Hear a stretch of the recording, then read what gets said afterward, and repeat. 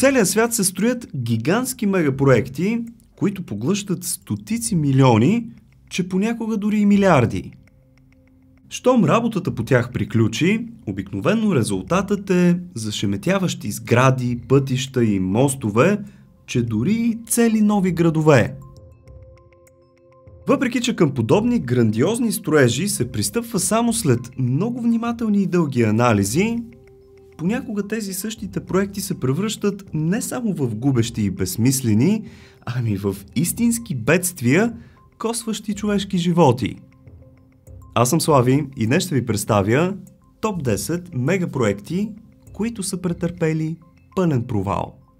Натиснахте ли вече червения бутон за абониране, който се намира под видеото? С него ще получавате по минимум 2 видеа всяка седмица, а ако цъкнете една камбанка, ще имате известие и за всичко ново, което кача. Промокодовете за отстъпки в Ozon.bg и Ardez, както винаги, са изписани тук и тук. А ако си падате по мистериозни неща, може да вземете някои от книгите ми за България, света или Вселената, както и най-новата 50 невероятни загадки. Линкчета към всички тях оставам долу в описанието. Може да ги разгледате. Благодаря ви. Днес ви питам, знаете ли коя е сградата в България глътнала най-много бетон? Пишете ми набързо един коментар. Номер 10. Мост Такома. Я вижте тези кадри. Бихте ли преминали по този успешно проектиран, според инженерите, мост? Това е Такома Нероуз Бридж, или просто мостът Такома, и е емблематичен пример за инфраструктурен провал, погълнал милиони и като по чудо не взел човешка жертва. Строежът му започва през септември 1938 година във Вашингтон, инженерът му е Кларк Елдридж, а сумата похарчена за него 6,4 милиона долара, което между другото за времето си са колосални средства. Още в началото станало ясно, че мостът ще се люлее при вятър и затова взели някои предпазни мерки, които обаче нямали абсолютно никакъв резултат и на практика мостът представлявал гигантска люлка. Въпреки че мостът бил очевидно опасен, той бил открит за преминаване на 1 юли 1940, но издържал едва 3 месеца. През последния му ден духнал вятър със скорост от 68 км в час, който не е от най-силните, но вкарал моста в ритмично движение, получил се някакъв резонанс и той рухнал във водата. Само моменти преди да се срути, по него минавали коли, а хората в тях едва успели да избягат на време. Номер 9. Отчупеният блок. Населението на най-големият град в Китай, Шанхай, е около 24 милиона души и постоянно расте. Затова китайците строят високи жилищни блокове, без много да подбират място, както и средства. През 2009 година в предградие на китайския мегаполис се строял комплексът Lotus Riverside върху доста нестабилна земя, плитки подпочвени води и без да се спазват каквито и да е строителни стандарти. Малко след като работниците приключвали с мазилката на блок номер 7, основите му просто се счупили и сградата рухнала като отсечена. Повечето работници успели да се евакуират на време, с изключение на един. Провело се мащабно разследване и се стигнало до тежки присъди на виновниците, включително и смъртни. Изчисления сочат, че до онзи момент най-вероятно са построени стотици хиляди некачествени сгради и това го доказва земетресение през предходната 2008, при което се срутили 7000 новопостроени сгради.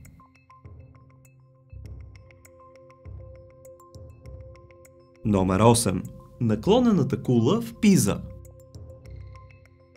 Не само инженерите от 20 и 21 век се провалят. В миналото също има големи издънки, като най-видният пример за това е наклонената кула в Пиза. Тя се пада към банарията на катедралата на града и се намира на площада на чудесата. Строежът й започва през 1173 година и за времето си тя е била мегапроект с височина от почти 57 метра и тежест от 14 500 тона. За толкова висока и тежка постройка са необходими няколко неща, сред които здрава земя, точни изчисления и качествено строителство. Но в случая и трите условия липсвали. Още щом били вдигнати първите два етажа, кулата започнала леко да се накланя на север и строежът й бил спрян за цели 90 години. После са намерили ентусиасти, които продължили, смятайки, че са открили начин да се справят с наклона и почти успели. Почти. Защото след тях пък кулата се наклонила на юг. През вековете камбанарията все повече и повече се изкривявала, докато през 2007 имало опасност тя да падне.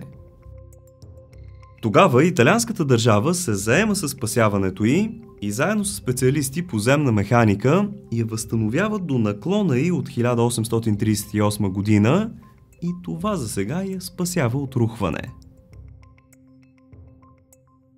Номер 7. Локи-токи.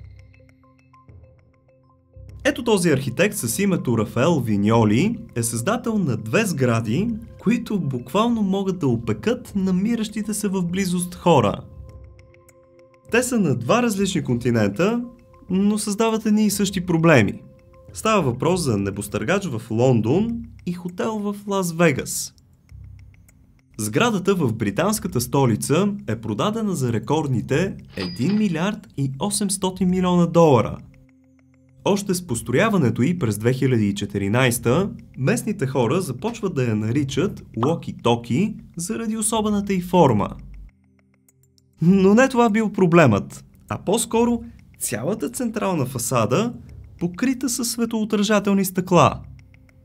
Фасадата отразявала слънчевите лъчи по такъв начин, че се получавал ефект на лупа, който нагрявал улицата отсреща до рекордните 60-70 градуса, а понякога и повече.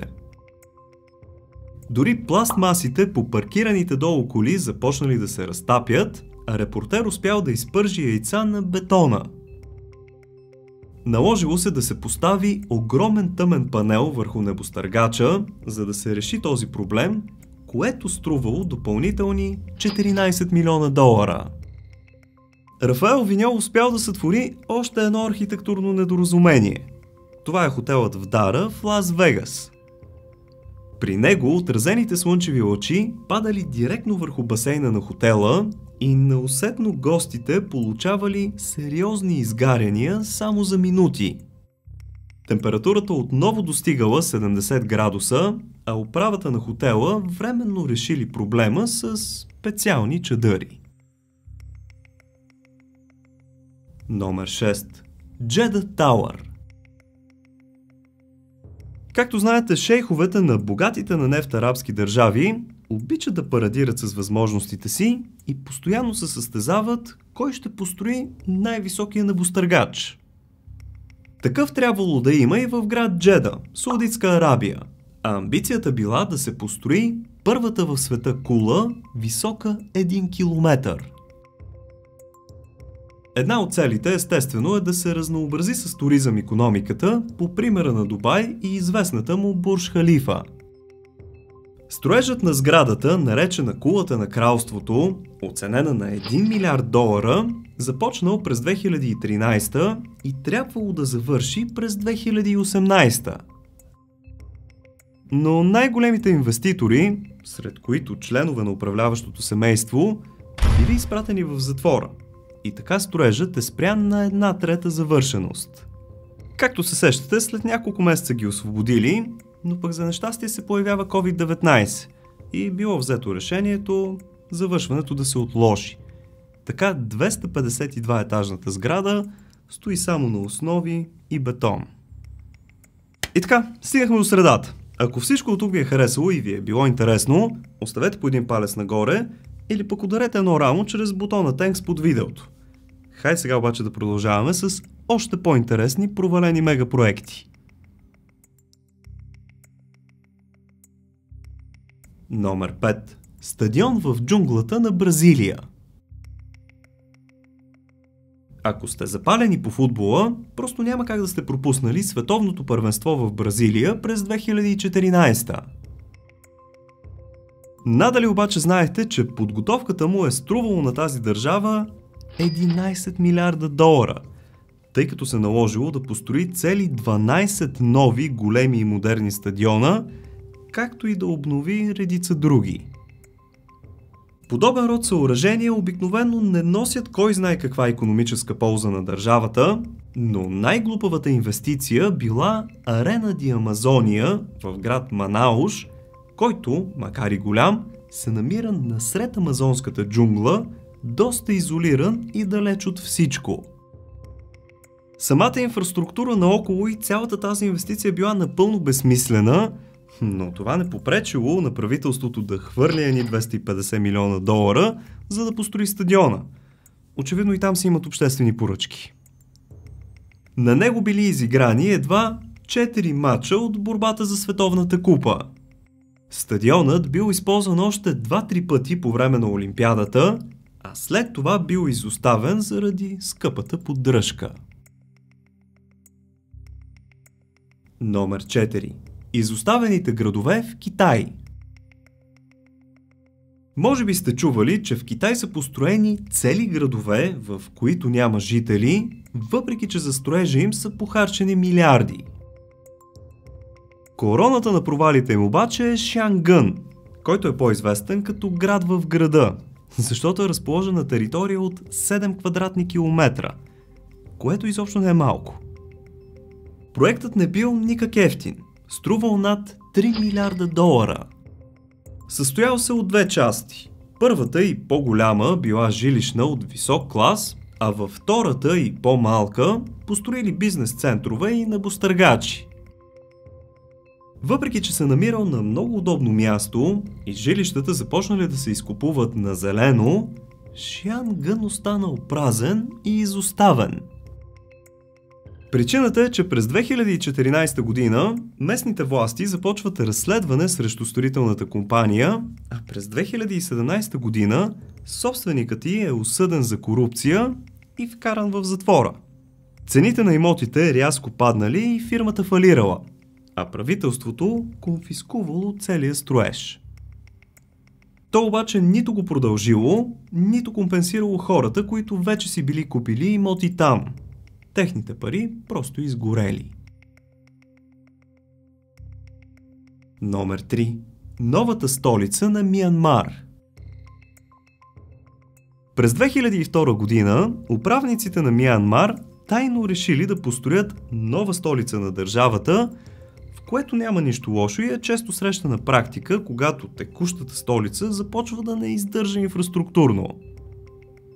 За Миянмар обаче това не било наложително, тъй като текущата столица Янгон била далеч от пренаселване.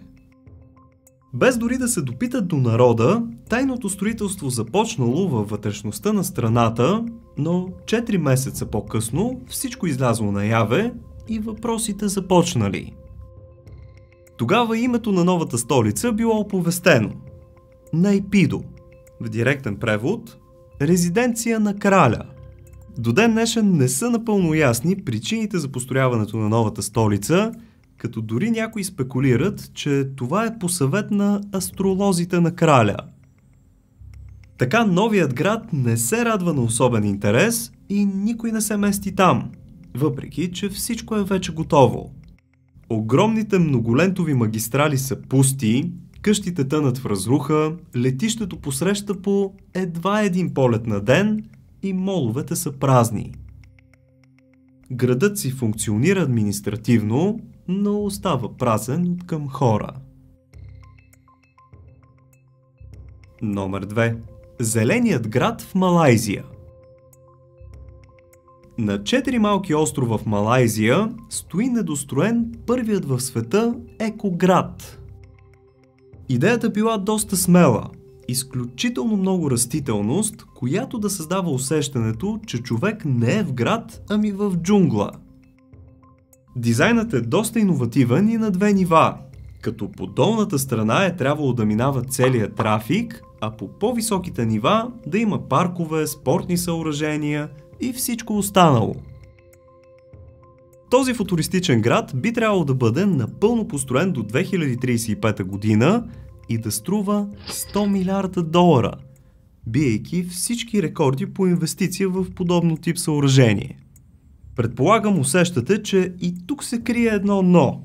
И ако е така, сте напълно прави. Проектът стартирал, но бил предназначен за богати китайци. Дори и пътните знаци били на мандарин. Това довело до доста остър спор в обществото и дори са надигнали гласове, че е налице нова колонизация.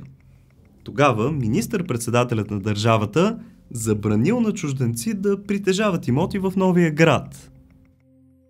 Това обаче обрекло града, проектиран за 700 000 жители, тъй като местните не могли да си позволят апартаменти там. По време на пандемията са продадени едва 10 жилища и вероятно всичко ще отиде в кофата.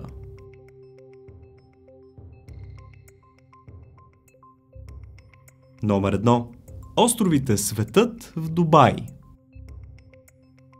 Няма как да не сте чували и виждали изкуствените здания край бреговете на Дубай в формата на палми, а и още по-грандиозните острови в формата на света. Изкуственият архипелаг се намира на 4 км от бреговете на Дубай, състои се от 300 острова, създадени от пясък и седимент, разделени от проливчета с ширина от около 100 метра. Това обаче се счита за един от най-големите инвестиционни провали в света. Строежът им започва през 2003 година, а стойността е $13 милиарда. Първоначално всичко вървяло добре. До януари 2008 били продадени 60% от островите, но тогава, ако си спомняте, удари финансовата криза и на практика замрази проекта. В наши дни така и не се съвзе и сега повечето острови са просто купчени пясък в морето. Проблемите започнали да се навъждат, като един от тях е застояла вода заради бенда около архипелага. За да се освежи соленото блато, около скъпо струващите купчини с пясък, част от бента е била премахната, но собствениците на острови веднага започнали да губят площ. До самите острови няма каквато и да е инфраструктура. Там се стига единствено с лодка. Няма пътища, няма питейна вода, няма дори и ток. Той се произвежда от шумни генератори, които отделят изгорели газове. Виждайки всички тези проблеми, останалите собственици не бързат да инвестират още пари и архипелагът си пустее, а и бавно потъва. След като разгледахме доста скъпи и провалени мегапроекти по света, искам да ви попитам. Знаете ли кой е най-големият и глътнал най-много пари мегапроект в България, който не е осъществен? Аз веднага се сещам, няма да ви подсказвам, пишете долу в коментарите, отивам да видя дали сте познали. Хаштаг бонус. Къщите на Снежанка в Турция. Сега завършваме с един грандиозен инвестиционен провал в съседна Турция, за който вече съм ви споменавал. През 2014 година Сарот Груп стартира строеж на комплекс от над 500 луксозни вили с вид на малки замъци тип Снежанка, чиято цена варирала между $400 000 и $500 000 всяка. За място бил избран регион в близост до историческото градче Мудурно край Черно море. Новото селище било наречено Бурж Ал Бабас и трябвало да привлече купувачи с мекия си средиземноморски климат, с минералните извори, които са намирали наблизо, с интересния дизайн на къщите, както и лукса в тях. Първоначално всичко вървяло добре. Продадени били на зелено над 300 къщи.